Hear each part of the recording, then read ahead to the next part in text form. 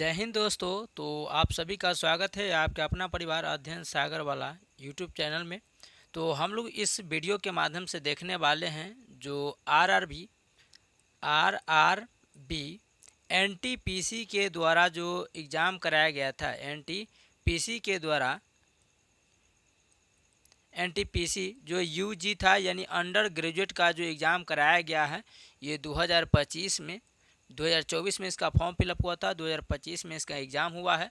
इसका हम ए to Z सभी क्वेश्चन को देखने वाले हैं इस वीडियो के माध्यम से। तो आप लोग बताइएगा कि आप लोग को टोटल इन सभी क्वेश्चनों में आप लोग का कितना स्कोर आया, कितना आपने सही किया था। ठीक है, तो चलिए हम आपको बताते हैं कि इस वीडियो के माध्यम से बिना समय को गवाए हुए, क्योंकि समय काफ़ी मूल्यवान होता है इस वीडियो में। इस चैनल पर नए हैं तो चैनल को सब्सक्राइब करके नोटिफिकेशन को ऑल कर लीजिएगा और ज़्यादा से ज़्यादा इस वीडियो को शेयर कीजिएगा, लाइक कीजिएगा अगर आप लोग को लगे कि हेल्पफुल है। तो बाकी अपनी तैयारी के लिए यहाँ पर आप लोग जुड़ सकते हैं हमारे साथ। तो चलिए हम क्लास को, इस वीडियो को शुरू करते हैं बिना समय को वेस्ट किए हुए। जैसे कि हम लोग पहला प्रश्न को देखेंगे देखेंगे आप लोग को यहाँ पर दिख रहा होगा कि कहता है जनरल अवेयरनेस से है कि 550 × 10⁻12 हर्ट्ज केसीडी आवृत्ति के एक वर्णी विकिरण की दीप्त प्रभिकता ल्यूमेन प्रति वाट मात्रक में व्यक्त करने पर इसका जो मान होगा वो 683 होता है। कितना होता है? 683 इसका मान होता है। यानी इसका आंसर जो हो जाएगा वो 4 ऑप्शन नंबर वाला बिल्कुल राइट आंसर हो जाएगा। ठीक है, 2 नंबर सवाल यहाँ पर कहता है, इसको थोड़ा सा हम और इसको जूम कर लेते हैं।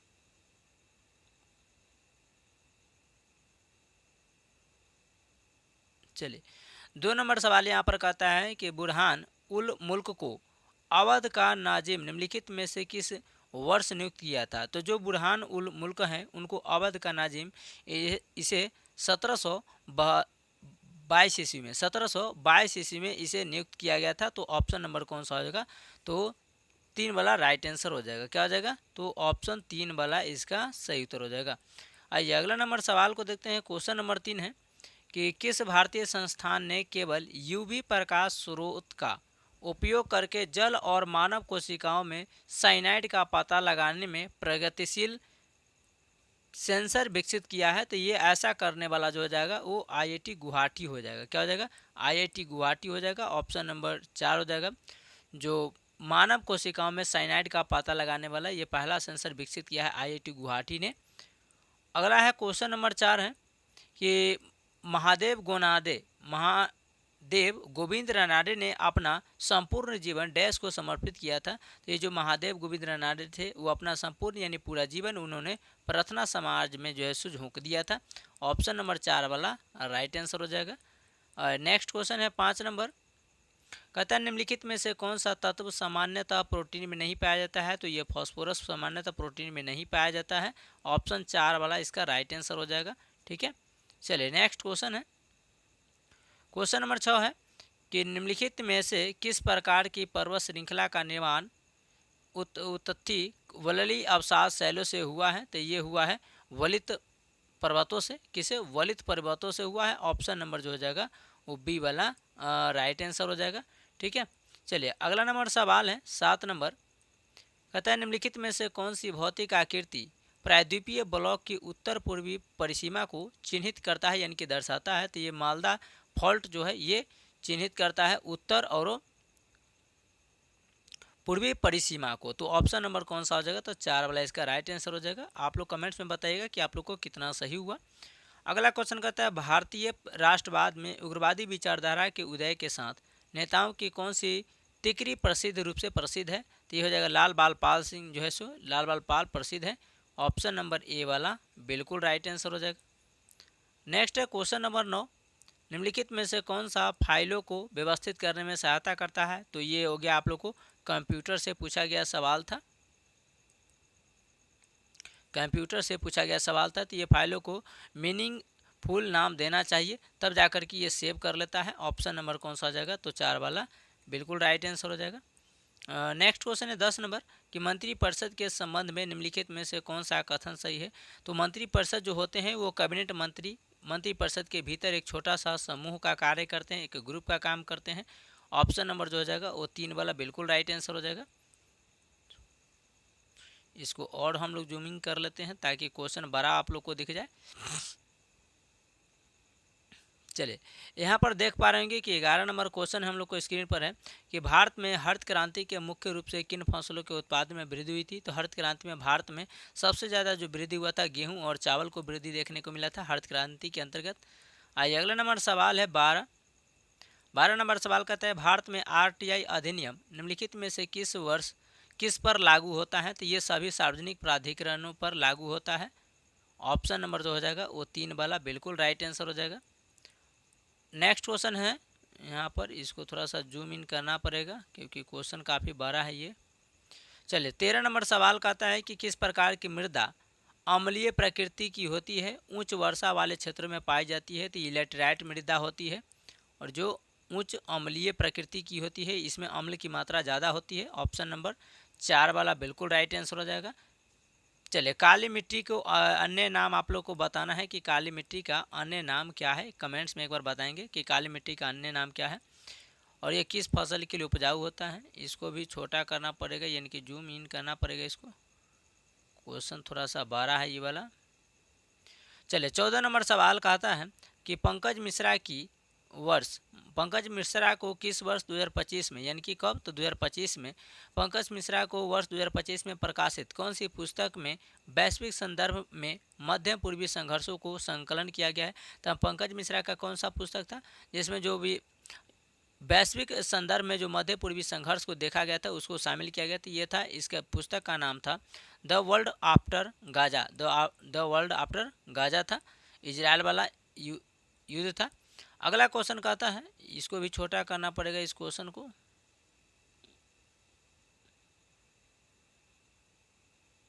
चलिए ये क्वेश्चन कहता है 15 नंबर के निम्नलिखित में से किस खिलाड़ी को 2025 football writers association mains football of the year पुरस्कार से सम्मानित किया गया था। ये मोहम्मद सलाह को सम्मानित किया गया था। ऑप्शन नंबर जो हो जाएगा वो 4 वाला राइट आंसर हो जाएगा। आइए अगला नंबर सवाल को देखते हैं।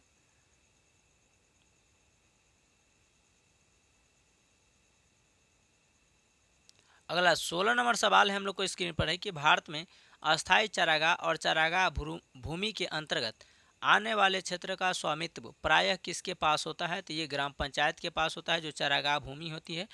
ऑप्शन नंबर कौन सा आ जाएगा, तो 3 वाला राइट आंसर हो जाएगा। चलिए नेक्स्ट क्वेश्चन है, ये भी क्वेश्चन बड़ा है थोड़ा सा। 17 नंबर क्वेश्चन कहता है कि विकासशील देशों को प्रायः वैश्वीकरण के मिश्रित परिणामों का अनुभव हुआ है।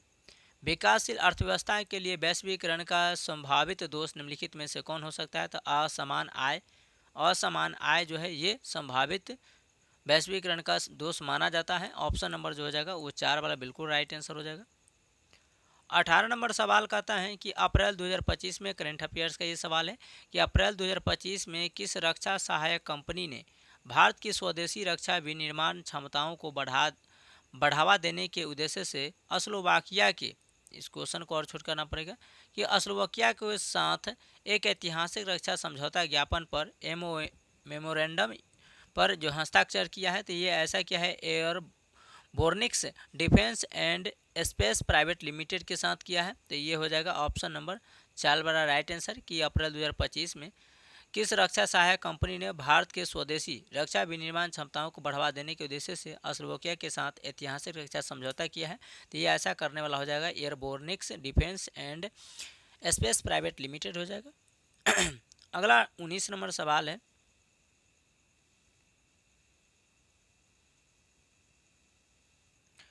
नंबर सवाल कहता है निम्नलिखित में से किस पंचवर्षीय योजना द्वारा भारत में हरित क्रांति की शुरुआत हुआ था। तो ये हरित क्रांति की शुरुआत हुआ था तीसरी पंचवर्षीय योजना में। ये तीसरी पंचवर्षीय योजना कब से स्टार्ट हुआ था आप लोग को कमेंट्स में बताना है। और अभी हम आपको जस्ट बताए थे कि हरित क्रांति में कौन से फसल को सबसे ज़्यादा वृद्धि हुआ था, कौन से फसल को बढ़ावा मिला था। अगला क्वेश्चन है कि भारत में उच्च न्यायालयों के न्यायाधीशों को हस्तांतरण किस अधिकार के पास होता है। तो ये राष्ट्रपति के पास होता है।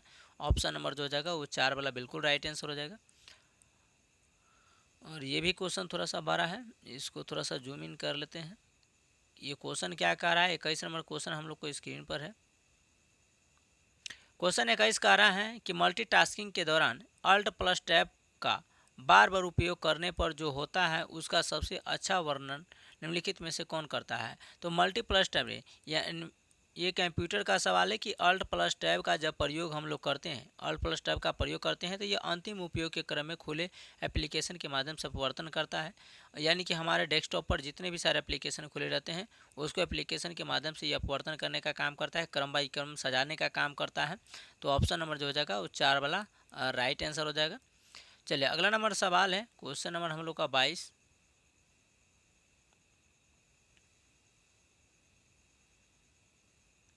22 नंबर सवाल कहता है कि पिट्स इंडिया एक्ट 1784 ने निम्नलिखित में से किस निकाय की स्थापना किया था? तो ये नियंत्रण कंट्रोल बोर्ड की स्थापना किया था, यानी नियंत्रण बोर्ड की स्थापना किया था।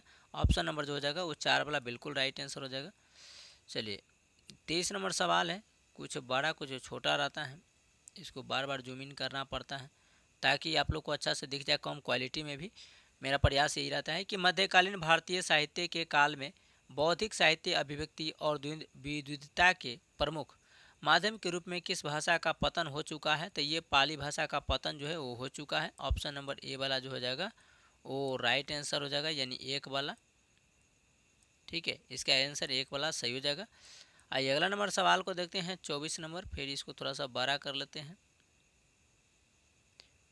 24 नंबर सवाल कहता है कि मई 2025 में भारत में ई पासपोर्ट की शुरुआत करने का मुख्य उद्देश्य क्या है? तो सुरक्षा बढ़ाना है और पहचान को संबंधित जो धोखाधड़ी होता है उसको रोकने का इसका काम है ई पासपोर्ट से। ऑप्शन नंबर ए इसका राइट आंसर हो जाएगा। अगला नंबर क्वेश्चन है हम लोग का 25 नंबर। 25 नंबर सवाल कहता है कि 29 मई 2025 तक की स्थिति के अनुसार भारत मंगोलिया संयुक्त सैन्याभ्यास नोमैडिक एलिफेंट का 17वां संस्करण जो बैठक हुआ है वो कहाँ हुआ है? तो उलान बटोर मंगोलिया के अंतर्गत हुआ है। ये 4 वाला जो इसका राइट आंसर होगा, ये उलान बटोर मंगोलिया में इसका बैठक आयोजन किया गया था, समिट। चलिए 26 नंबर सवाल कहता है कि असम में 171 कथित फर्जी मुठभेड़ों की जांच के संबंध में उच्चतम न्यायालय ने, जो हाई कोर्ट है, इन्होंने क्या निर्देश दिया है? तो ये दिया है असम मानवाधिकार आयोग को जांच को आदेश दिया है ताकि जो 171 कथित फर्जी मुठभेड़ों की जो मृत्यु हुआ है उसको जांच करने के लिए यह असम मानवाधिकार आयोग का ये सौंप दिया है रिपोर्ट। अगला क्वेश्चन है 27 नंबर। 27 नंबर क्वेश्चन कहता है कि राष्ट्रीय आपदा प्रबंधन प्राधिकरण जिसे NDMA का शुरुआती गठन किस वर्ष एक कार्यकारी आदेश द्वारा भारत के प्रधानमंत्री की अध्यक्षता में किया गया था? तो ये 2005 की प्रधानमंत्री की अध्यक्षता में इसका बैठक को किया गया था। ऑप्शन नंबर जो हो जाएगा 3 वाला राइट आंसर हो जाएगा। अगला क्वेश्चन कहता है कि फूलों वाली बछौर से केरल व निकटवर्ती क्षेत्रों में किन फसलों के फूल खिलने लगते हैं? तो ये कॉफ़ी का फूल खिलने लगता है। और कॉफ़ी में क्या पाया जाता है? कैफीन पाया जाता है। चाय में क्या पाया जाता है? तो चाय में थीन पाया जाता है। चाय में क्या पाया जाता है? तो चाय में थीन पाया जाता है। ठीक है, कपास के लिए काली मिट्टी सर्वाधिक होता है और काली मिट्टी को ही हम लोग रेगुर मिट्टी के नाम से जानते हैं। यही आप लोगों से क्वेश्चन पूछे थे और यह महाराष्ट्र और गुजरात वाला एरिया में जो है यह सर्वाधिक पाया जाता है। ठीक है, तो ऑप्शन नंबर हो जाएगा ए वाला राइट आंसर होगा। 1 में महाराष्ट्र, 2 में गुजरात हो जाएगा। अगला 29 नंबर सवाल कहता है फिल्मों में उनके उत्कृष्ट योगदान के लिए किस भारतीय फिल्म निर्माता को अप्रैल 2025 में फ्रांसीसी सरकार द्वारा प्रतिष्ठित जो अवार्ड है जिसे कहते हैं ऑफिसर, जिसे बोलते हैं ऑफिसर डांस ऑर्डर डेस आर्ट्स 8 डेज लेटर्स से सम्मानित किया गया है? तो ये पायल कपाड़िया थे। इन्हें फिल्मों में अच्छे प्रोत्साहन के लिए, फिल्मों में अच्छे प्रदर्शन करने के लिए इन्हें प्रतिष्ठित अवार्ड से सम्मानित किया गया, वो भी फ्रांसीसी सरकार के द्वारा, जिसका नाम ही है officer of the order of arts and letters, इसका नाम हो जाएगा इस सम्मान का। 30 नंबर सवाल कहता है निम्नलिखित में से किसे अप्रैल 2025 में साहित्य और शिक्षा के क्षेत्र में पद्मश्री पुरस्कार 2025 से सम्मानित किया गया? तो ये प्रोफेसर अनिल कुमार जिसको बोरो को सम्मानित किया गया है। ऑप्शन नंबर जो हो जाएगा ये कहते हैं ऑप्शन नंबर 3 वाला इसका राइट आंसर हो जाएगा। ठीक है, चलिए अगला 31 नंबर सवाल कहता है कि निम्नलिखित में से कौन ऊष्मागतिकी तंत्र में अवस्था फलन या अवस्था चर नहीं है? तो ये हो जाएगा कार्य। अवस्था कार्य नहीं हो जाएगा, कार्य यानी वर्क हो जाएगा। ऑप्शन नंबर 4 वाला इसका राइट आंसर हो जाएगा। अगला 32 नंबर सवाल कहता है निम्नलिखित में से कौन सा कथन सर्वोत्तम रूप से यह व्याख्या करता है कि भारतीय राज्य में वयस्क साक्षरता में काफ़ी भिन्नता देखी जाती है। इसका कारण यह है कि सामाजिक, आर्थिक एवं शैक्षणिक असमानताएं हैं। ऑप्शन नंबर जो हो जाएगा वो 3 वाला बिल्कुल राइट आंसर हो जाएगा। 33 नंबर सवाल है कि ये 14 मई 2025 को भारत के 52वें मुख्य न्यायाधीश के रूप में किसे शपथ मिली थी? न्यायमूर्ति भूषण कुमार राम कृष्ण गवई को दिया गया है। वो कौन से क्रम के? तो ये 14 मई को इन्होंने अपना ये शपथ ग्रहण किए थे भारत के 52वें क्रम के मुख्य न्यायाधीश के बारे में। तो ये भी याद रखना है, 14 मई को 2025 को ये शपथ ग्रहण किए थे, न्यायाधीश के रूप में शपथ लिए थे, और ये 52वें क्रम के हो जाएंगे, न्यायमूर्ति भूषण रामकृष्ण गवई। अगला नंबर सवाल है 34 नंबर, कहता है कि 6 वर्ष से कम आयु के बच्चों के लिए प्रारंभिक बाल्यावस्था देखभाल और शिक्षा का प्रावधान किस संवैधानिक संशोधन के द्वारा किया जाता है? तो ये 86वां संविधान संशोधन 2002 के तहत। ऑप्शन नंबर कौन सा आ जाएगा? तो ये 3 वाला इसका राइट आंसर हो जाएगा। और नेक्स्ट है 35 नंबर सवाल है कि जैन धर्म और बौद्ध धर्म के उदय का प्राथमिक कारण डैश में भारत में फैली धार्मिक अशांति थी। तो 6ठी शताब्दी ईसा पूर्व में इसका धार्मिक क्रांति हुआ था। ऑप्शन नंबर ए वाला राइट आंसर हो जाएगा, यानी एक वाला सही हो जाएगा। चलिए अगला 36 नंबर सवाल है कि भारत द्वारा आयोजित मिलन नौसैनिक अभ्यास प्राथमिक लक्ष्य क्या था? तो ये था मित्र देशों की नौसेना के बीच समुद्री सहयोग को बढ़ावा देना, इसका लक्ष्य था। जो नौसैनिक अभ्यास हुआ है इसका था कि जितने भी सारे मित्र देश हैं उसके नौसेनाओं के बीच समुद्री सहयोग को बढ़ावा देना था, इसका उद्देश्य था। ऑप्शन नंबर 4 सही है। 37 नंबर सवाल कहता है निम्नलिखित में से कौन सा देश अप्रैल 2025 में अंतर्राष्ट्रीय आपराधिक न्यायालय से हट गया है? तो ये हंगरी हट गया है, और हंगरी की राजधानी कहाँ है? तो बुडापेस्ट है। ट्रिक से हम आप लोग को क्लास में बताए थे कि एक बूढ़ा व्यक्ति था जो भूख के मारे पेस्ट कर रहा था, यानी कि दंतमंजन कर रहा था, तो हंगरी यानी बुडापेस्ट। चलिए अगला नंबर सवाल है 38 नंबर, कहता है कि निम्नलिखित में से कौन सा संवैधानिक निकाय भारत में न्यायाधीशों की नियुक्ति और स्थानांतरण की सिफारिश करने के लिए मनाया जाता है? तो राष्ट्रीय न्यायिक नियुक्ति आयोग को इसकी बनाया गया था। किसको? तो ये था संवैधानिक निकाय भारत न्यायाधीशों की नियुक्ति और स्थानांतरण की सिफारिश करने के लिए। तो ऑप्शन नंबर जो हो जाएगा इसका वो एक वाला बिल्कुल राइट आंसर हो जाएगा। अगला नंबर सवाल कहता है 39 नंबर, निम्नलिखित में से कौन सा संगठन है जो 2025 में लॉन्च किए गए हैं डीजी पिन के विकास से संबंधित नहीं है? तो ये हो जाएगा DRDO, defence research development organisation हो जाएगा। इसकी स्थापना कब हुआ था? आप लोग कमेंट्स में बताना है। इसका अध्यक्ष वर्तमान में कौन हो जाएंगे? ठीक है। आइए अगला नंबर सवाल है 40 नंबर कि यक्षगान भारत के निम्नलिखित में से किस राज्य को लोक रंगमंच रूप में दिया गया है? तो ये यक्षगान भारत के निम्नलिखित में से किस राज्य को लोकमंच के रूप में दिया गया है? तो यह हो जाएगा कर्नाटक, और भारत में सर्वाधिक कॉफ़ी का उत्पादन कर्नाटक करता है। तो यानी कि ये इसका आंसर जो जाएगा एक वाला बिल्कुल राइट आंसर है। अगला मैथमेटिक्स से सवाल था कि 4000 की धनराशि पर से 7.5% की वार्षिक दर से 9 फरवरी 2024 से 10 अप्रैल 2024 तक की अवधि के लिए साधारण ब्याज ज्ञात करना था, यानी कि इंटरेस्ट निकालना था। तो इसका आंसर हो जाएगा 450 रुपया हो जाएगा, यानी कि 4 नंबर वाला सही था इसका आंसर। आप लोग देखिएगा। अगला क्वेश्चन कहता है 2 नंबर मैथे में।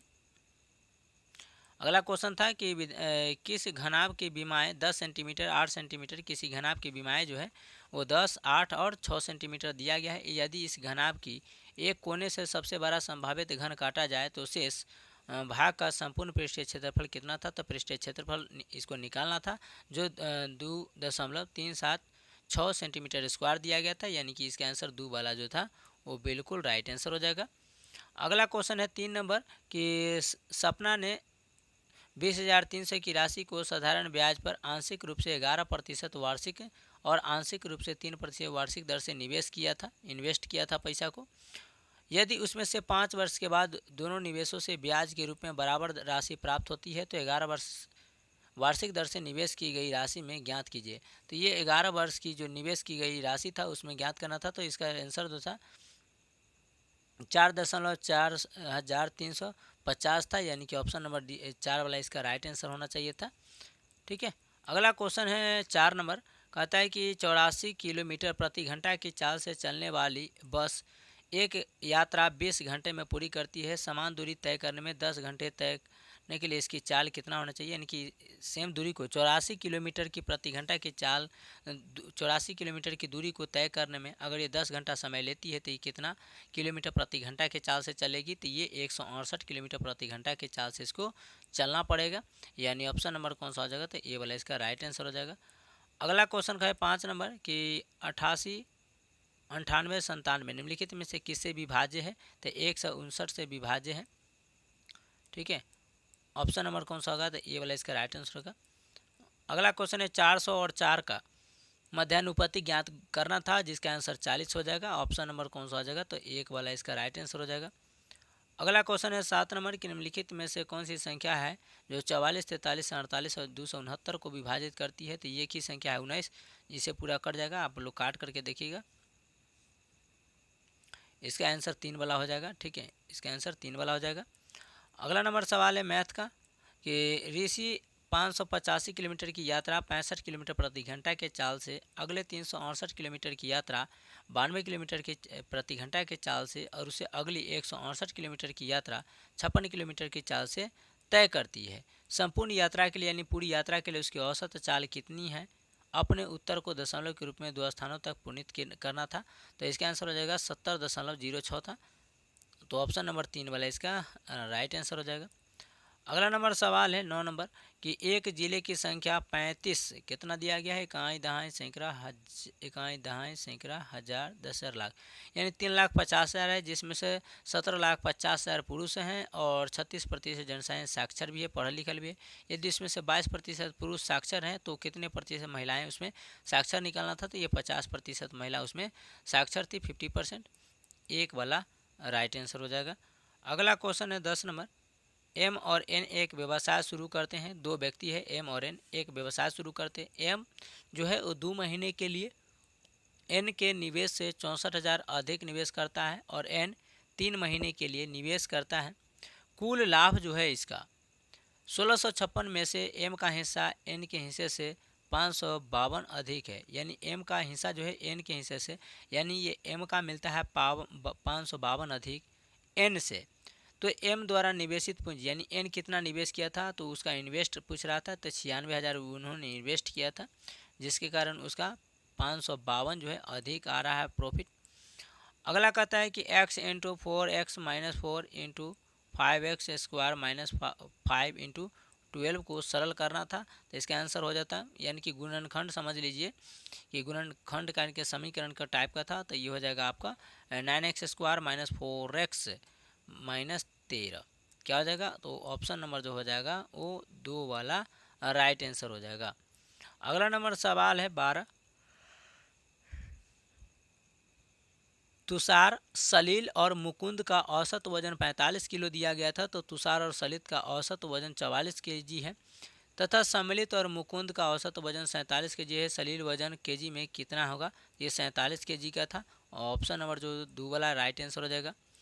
अगला क्वेश्चन कहता है 13 नंबर कि पल्लवी ने एक खिलौना 255 रुपये में खरीदता है, उसे 5 रुपये की लागत से ज़्यादा सजाया, 5 रुपया लगाकर के उस खिलौना को सजाया, खिलौने को 154 रुपये में बेच दिया। या लाभ प्रतिशत ज्ञात करना है कि उसे लाभ कितना हुआ, तो उसका लाभ 530/13% उसका जो है हानि हो गया था उसका। ठीक है, क्योंकि भाई 255 में खरीदा, 5% का सामान उस पर लगा करके और उस खिलौना को 154 रुपये में बेच दिया, तो कितना हानि हुआ, तो ये परसेंटेज में उसका हानि निकालना था, तो उसका हानि होगा 530/13% हानि, यानी ऑप्शन नंबर ए वाला यानी एक वाला इसका राइट आंसर था। अगला क्वेश्चन है 14 नंबर कि पतलून बेचने वाली एक दुकान पर एक ऑफर के तहत ग्राहकों को 6 पतलून की खरीद पर 4 पतलून मुफ्त दिया जा रहा था। ग्राहक को मिलने वाली छूट ज्ञात कीजिए, तो ये 40% उसे दिया जा रहा था। ये भी आसान क्वेश्चन था, नॉर्मली था ये वाला। ठीक है, बाकी ठीक ठाक क्वेश्चन था। अगला क्वेश्चन कहता है यहाँ पर कि 430 और 443 के बीच स्थित अभाज्य संख्याओं को, इन दो संख्याओं को सहित दोनों संख्याओं को सहित ज्ञात करना है। तो 430 और 443 के बीच अभाज्य संख्या, तो टोटल 4 अभाज्य संख्या था, कितना कितना, तो ये था संख्या 430 और 443 के बीच, 443 के बीच कितने संख्या था? तो 4 था। 31 हो जाएगा, 32 और 430 पूछा है और 43, 443 के बीच, ठीक है। तो यहाँ से 31 हो जाएगा। इस तरीके से आप लोग जाइएगा तो आपको टोटल 4 संख्या निकल जाएंगी, ठीक है। ये भी क्वेश्चन ठीक है ठाक था। अगला क्वेश्चन कहता है कि निम्नलिखित का मान ज्ञात करना था। जैसे कि यहाँ पर -9 -60 और भागा दिया था। तो सबसे पहले इसमें हम लोग गुना का काम करते हैं। का करिए, पहले गुना तब भाग, उसके बाद जो पहले इसमें गुना का काम किया जाता है, फिर उसके बाद भाग का काम, उसके बाद जोड़ के काम, उसके बाद अंतिम में घटाव का काम किया जाता था। और इसका आंसर -36 आया था घटाव उठा करके। तो ऑप्शन नंबर जो हो जाएगा वो 3 वाला राइट आंसर हो जाएगा। अगला क्वेश्चन कहता है 17 कि एक खुदरा विक्रेता 3 खरीदे 1 मुफ्त पाए। यानी कि एक छूट मिला था कि 3 को खरीदने पर 1 मुफ्त दिया जा रहा था, स्कीम दिया जा रहा था। वस्तु की कीमत 3000 रुपया थी। उसने अपने रिश्तेदार को कुल बिल 20% की छूट दी। यदि उसके रिश्तेदार 4 वस्तुएं घर ले जाता है तो उसे कितना भुगतान करना होगा, ठीक है। यानी कहने का मतलब है कि कोई विक्रेता था जो 3 को बेचने पर, अगर 3 आप खरीदते हैं तो उसके साथ 1 जो है वो फ्री दिया जाता था, फ्री था। इस स्कीम के तहत इस सामान को बेचता था और सामान का दाम था 3000 रुपया। रिश्तेदार को कुल बिल 20% की छूट पर दिया। उसका रिश्तेदार 4 वस्तुएं अगर घर ले जाता तो उसको कितना भुगतान करना पड़ता? तो ये 7200 रुपया, यानी 7200 से भुगतान करना था। अगला क्वेश्चन है 18 नंबर कि यदि किसी त्रिभुज की भुजाएं 14 सेंटीमीटर, 48 सेंटीमीटर एवं 50 सेंटीमीटर थे, उसका क्षेत्रफल ज्ञात करना था। क्षेत्रफल से 2 क्वेश्चन आ गया है। तो ये हो जाएगा इसका आंसर बाबू ऑप्शन नंबर 336 यानी 4 नंबर वाला, ठीक है। चलिए अगला नंबर क्वेश्चन है 19 नंबर कहता है कि ABCD एक समतल है, एक समलंब है जिसमें BC जो बराबर है AD के और AC बराबर CD के। इसीलिए ABC बराबर 36 डिग्री और BAC बराबर 94 डिग्री। तो ACD के माप निकालना है, वो भी डिग्री में। तो 163 डिग्री हो जाए, सॉरी 180 डिग्री हो जाएगा। तो ये हो जाएगा 2 वाला बिल्कुल राइट आंसर हो जाएगा।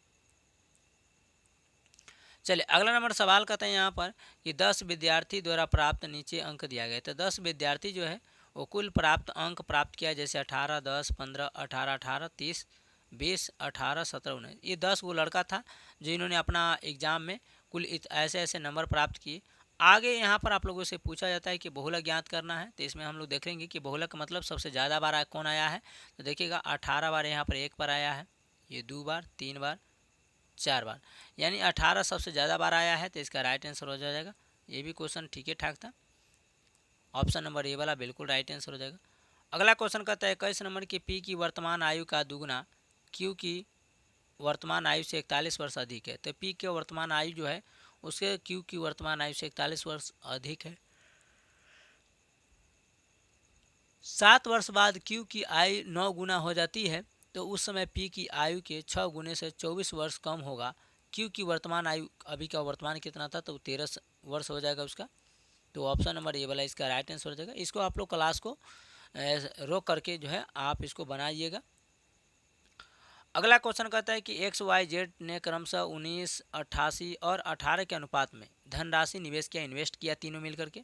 कोई 19, कोई 88, कोई 18 के अनुपात में धनराशि इन्वेस्ट किया। यदि वर्ष के अंत में कुल 2200 का लाभ अर्जित होता है तो Y और Z हिस्सों के बीच की अंतर कितना होगा? तो सिर्फ Y और Z के बीच हिस्सा निकालना था। तो ये 1232 रुपया इसका हिस्सा पड़ेगा दोनों का, 1232 का, सिर्फ दोनों का।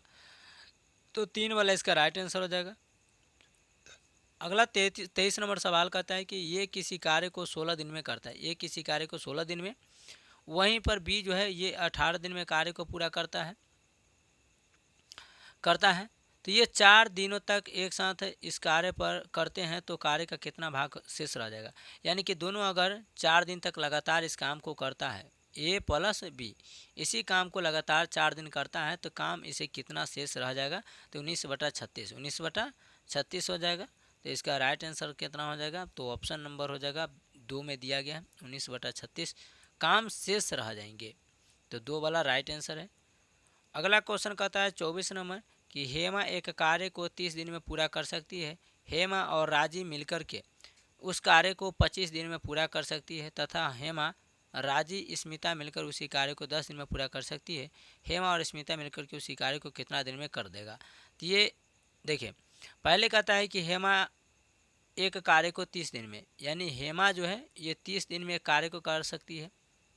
ठीक है, वहीं राजी मिलकर के उसी कार्य को, यानी राजी मिलकर के उसी कार्य को 25 दिन में पूरा करती है, तथा हेमा और राजी स्मिता मिलकर के, हेमा इसमें हेमा और प्लस राजी दोनों मिलकर के इस कार्य को 10 दिन में पूरा कर सकती है। तो बताना है कि हेमा और स्मिता मिलकर के उसी कार्य को कितने दिन में पूरा कर सकती है। तो ये करेगा 75/7 दिनों में, 75/7 दिनों में पूरा करेगा। ये 3 वाला राइट आंसर हो जाएगा। अगला क्वेश्चन है यहाँ पर 25 नंबर कि एक दुकानदार एक पंखे को मूल्य उसके क्रय मूल्य से 44% अधिक बताए। यानी कि कोई विक्रेता है पंखा वाला, जो पंखा का दाम था उसे 44% अधिक बताता है। इसके अंकित मूल्य 25% की छूट देता है और 25% इसी में छूट भी देता है।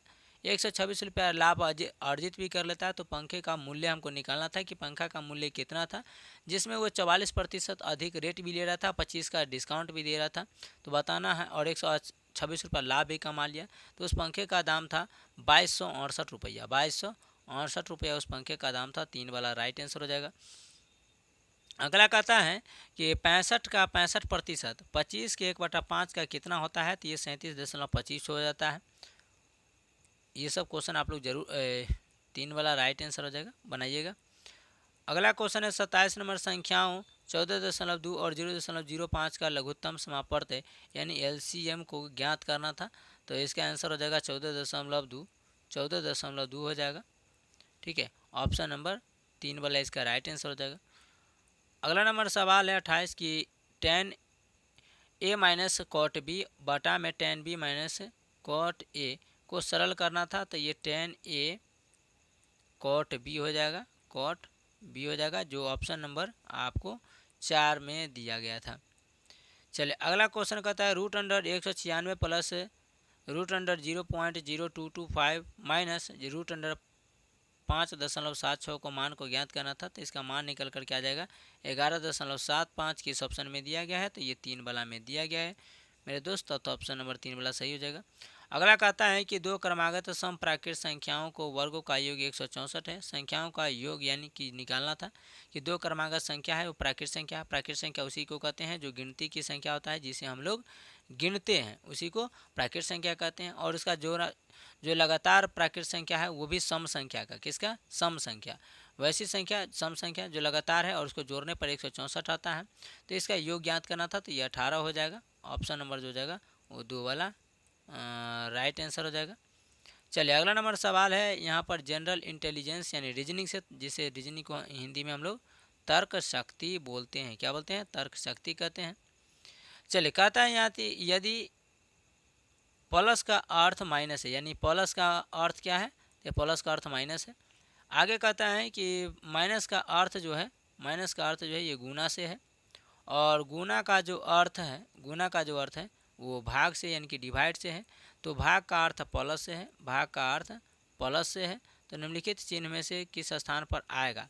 ठीक है, तो यहाँ पर स्थान क्या आएगा, तो यहाँ पर हो जाएगा 6, यहाँ पर हो जाएगा आप लोग का 6। माइनस है तो माइनस की जगह पर क्या है, तो माइनस की जगह पर यहाँ पर गुना है तो गुना हो जाएगा, 3 हो जाएगा। प्लस की जगह पर क्या है, तो प्लस की जगह पर यहाँ पर घटाव है तो यहाँ पर घटाव हो जाएगा, 77 हो जाएगा। उसके बाद 77 के बाद गुना है तो गुना की जगह पर हम देखेंगे तो माइनस है तो यहाँ पर माइनस हो जाएगा। ठीक है, और उसके बाद भाग है तो भाग की जगह पर प्लस हो जाएगा तो 77 7 हो जाएगा। और उसके बाद यहाँ पर कलर चेंज कर लेते हैं ताकि आप लोग को दिख जाए। चलिए यहाँ पर ये वाला 7 हो जाएगा। उसके बाद कहता है भाग है तो भाग के लिए हम क्या चिन्ह किए हैं, तो प्लस का चिन्ह यूज किए तो प्लस हो जाएगा। उसके बाद लास्ट में कितना हो जाएगा, तो 11 हो जाएगा। इसी को बनाना था, सबसे पहले हम लोग को गुना का काम कर लेना था। तो ये छतरी का 18 हो जाएगा। ठीक है, छतरी का 18, यहाँ पर माइनस माइनस प्लस हो जाएगा, यहाँ पर देख सकते हैं। तो टोटल इसका आंसर जो घटा कर के आ जाता है वो 18 हो जाएगा। इसका आंसर नंबर जो जाएगा वो 4 वाला राइट आंसर हो जाएगा, 4 वाला राइट आंसर होगा। इस तरीके से हमेशा याद रखना है कि पहले जो था वो गुना का काम करना होता है, तब भाग का, तब जोड़ का, तब घटाव का। ठीक है, खाली चिन्ह को बदलना था इसको। अगला क्वेश्चन है यहाँ पर 2 नंबर, कहता है कि यदि प्लस को माइनस में आपस में बदल दिया जाए, यानी प्लस है इसको माइनस में बदल दिया जाए।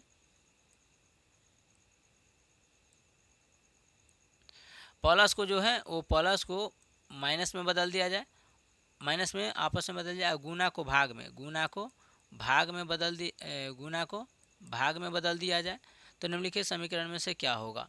निम्नलिखित समीकरण में से क्या होगा, तो सिंपल है, यहाँ पर 42 लिख दीजिए, गुना है ये, गुना के जगह पर आपको बोला है भाग बैठाने के लिए तो भाग बैठा दीजिए, उसके बाद 6 हो जाएगा, फिर उसके ऊपर माइनस यहाँ पर है तो माइनस बैठा दीजिए और 18 हो जाएगा। उसके भाग के जगह पर क्या हो जाएगा, तो भाग यहाँ पर नहीं दिया है तो भाग के जगह पर गुना को आप लोग बैठा दीजिएगा, उल्टा बढ़ जाएगा। इस तरीके से बैठा करके आपको निकालना है। तो सिंपल वही काम है कि सबसे पहले गुना का, तब भाग का, तब जोड़ का, तब घटाव का करना था।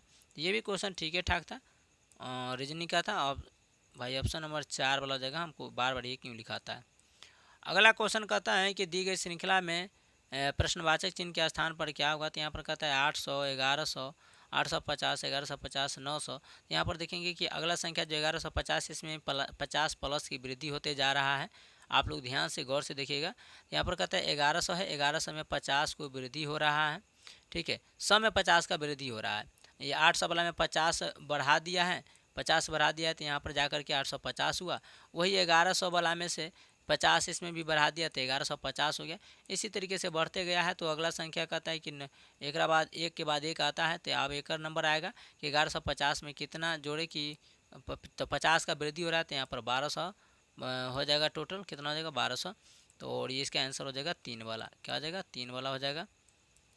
अगला क्वेश्चन है 4 नंबर क्वेश्चन कहता है डोमेनिक बिंदु ए से ड्राइव करना शुरू करती थी। तो ये रीजनिंग था, इसको आप लोग देख लीजिएगा, बहुत बड़ा हो जाएगा तो वीडियो ज़्यादा लंबा ना हो जाए। इसका आंसर जो होने वाला था वो ए वाला था। आप लोग का क्या सही है उसको देख लीजिएगा।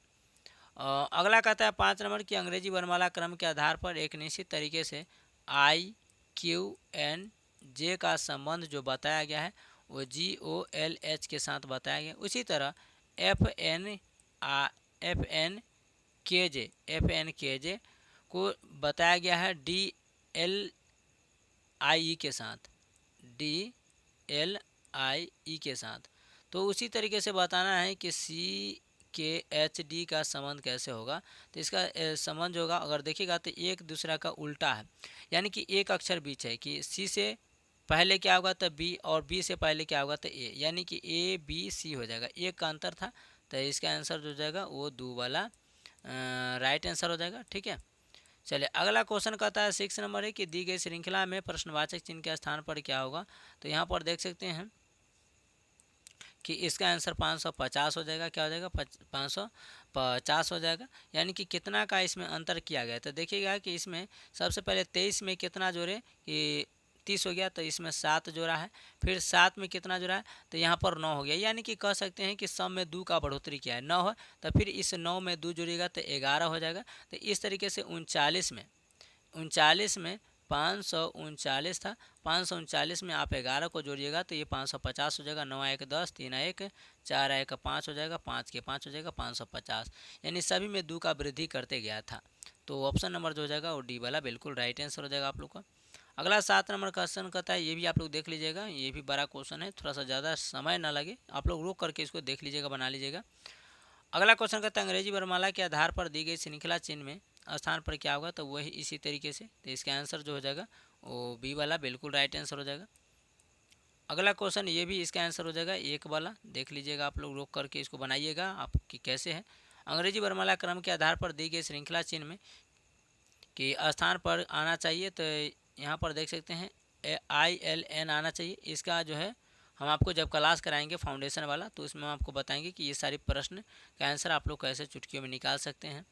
ठीक है, ये सब का प्रश्न आप लोग यहाँ पर देख सकते हैं। ये भी स्थान बदलने वाला था, यहाँ पर देख सकते हैं ये सब आप लोग का स्थान बदलने वाला था। ये सब क्वेश्चन जो था निष्कर्ष निकालना था। चलिए ये सब क्वेश्चन को देखते जाइए आप लोग, क्योंकि 10 बजने वाला है। ठीक है, चलिए ये देख लीजिए 19 नंबर सवाल का, ये 20 नंबर सवाल का क्वेश्चन देख लीजिए कि कैसा था। ये सब एग्ज़ाम, ये जब क्वेश्चन जो है आप लोग को ये RRB, आप लोग को पता है कि RRB NTPC जो हुआ था, NTPC अंडर ग्रेजुएट हुआ था 10th +2 पर, उसका है। ये सब आप लोग देख सकते हैं यहाँ पर रोक करके इसको, इसके आंसर क्या होने वाला आप लोग मिला लीजिएगा। कमेंट्स में आप लोग ज़रूर बताइएगा कि आप लोग को इस तरीके से ये सभी क्वेश्चन को हम दिखा देते हैं आप लोग को एक बार के रोक करके। ठीक है, आप वीडियो पॉज करके आप लोग इस सभी को बनाइएगा। आप लोग कमेंट्स में ज़रूर बताइएगा कि आप लोग का कितना सही हुआ। ये था क्वेश्चन, 30 नंबर क्वेश्चन ये था, यानी कि टोटल आप लोग को क्वेश्चन करा दिए। तो ज़्यादा से ज़्यादा आप लोग लाइक शेयर कीजिएगा, कमेंट सेक्शन में आप लोग बताइएगा कि आप लोग का कुल कितना सही हुआ। चैनल पर नए तो चैनल को सब्सक्राइब करके नोटिफिकेशन कॉल कर लीजिएगा। टेलीग्राम अध्ययन सागर वाला सर्च करके वहाँ पर जुड़ जाइएगा, ताकि सभी क्लास का आप लोग को लिंक वहाँ से मिलेगा, PDF मिल जाएगा। तब तक के लिए जय हिंद।